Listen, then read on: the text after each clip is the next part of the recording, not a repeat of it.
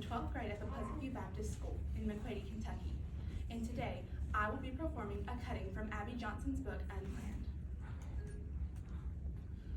I've spent years on the front lines of the face-off between pro-choice and pro-life advocates. Which side? Both sides. You're about to enter my journey from a naive college girl to director of a Planned Parenthood clinic to an advocate for families in crisis, including the unborn members of those families. Though I had been with Planned Parenthood for 8 years, I had never been called into the exam room to help the medical team during an abortion procedure. And I had no idea why I was needed now.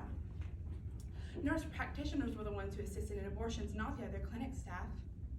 As director of this clinic in Bryan, Texas, I was, however, able to fill in for any position in a pinch, except of course the doctors and nurses performing medical procedures. I had on a few occasions agreed at a patient's request to stay with her and even hold her hand during the procedure.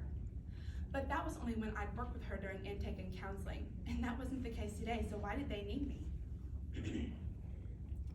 Today's visiting abortionist had been here at the Bryan Clinic only 2 or 3 times before. He had his own private abortion clinic about 100 miles away.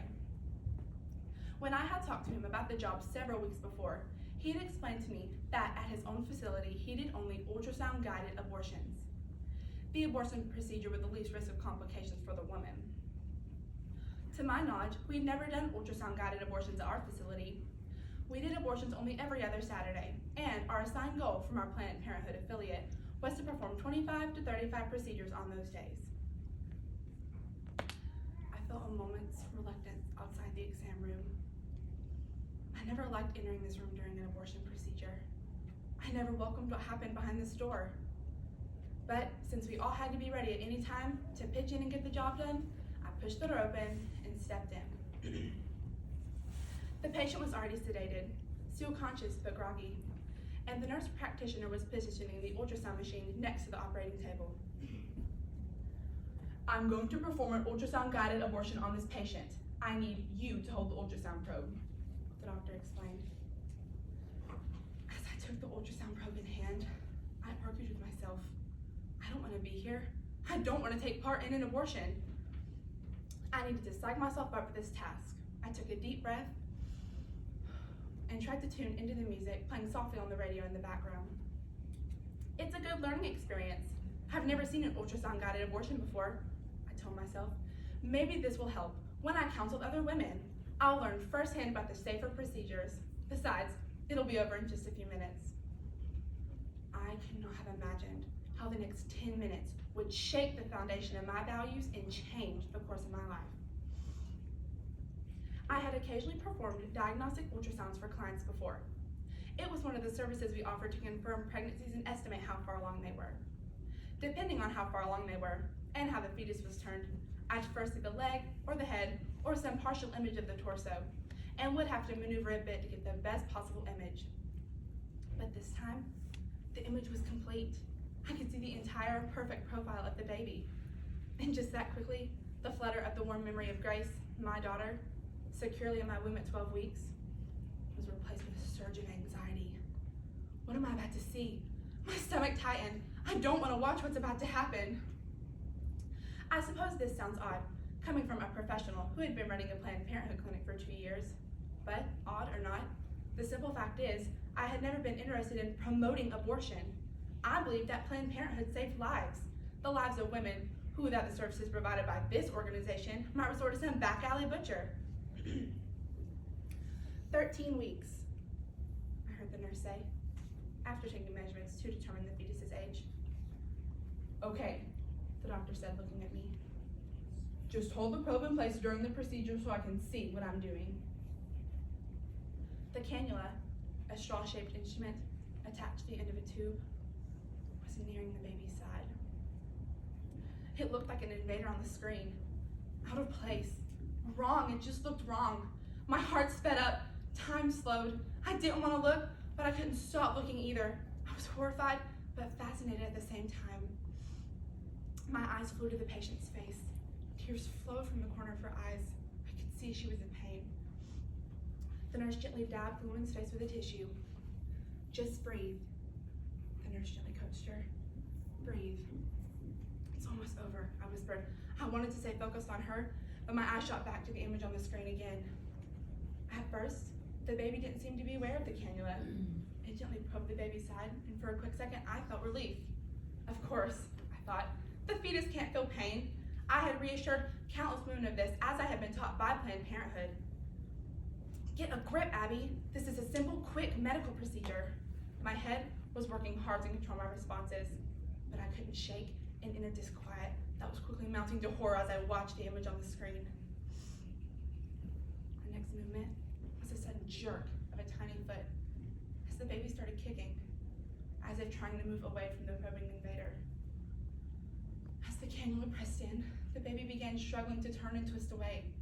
It seemed clear to me that the fetus could feel the cannula and did not like that feeling.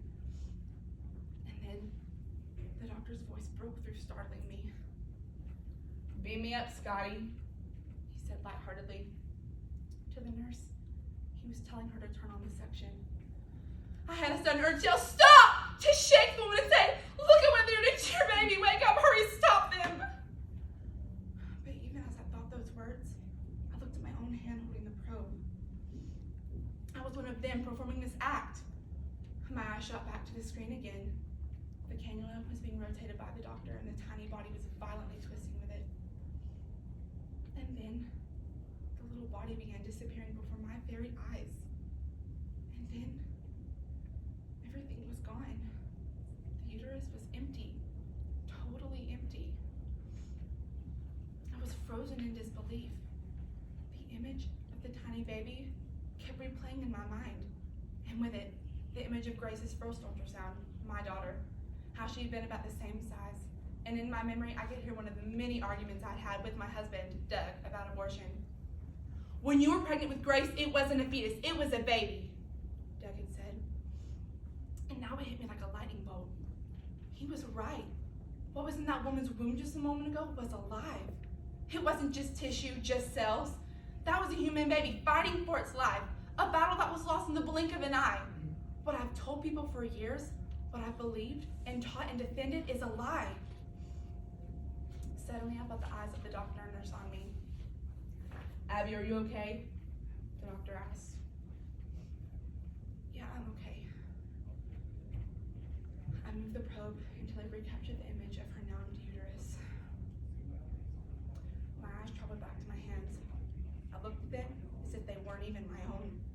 How much damage have these hands done over the past 8 years? How many lives have been taken because of them? But not just because of my hands, but because of my words. What if I'd known the truth? What if I'd told all those women?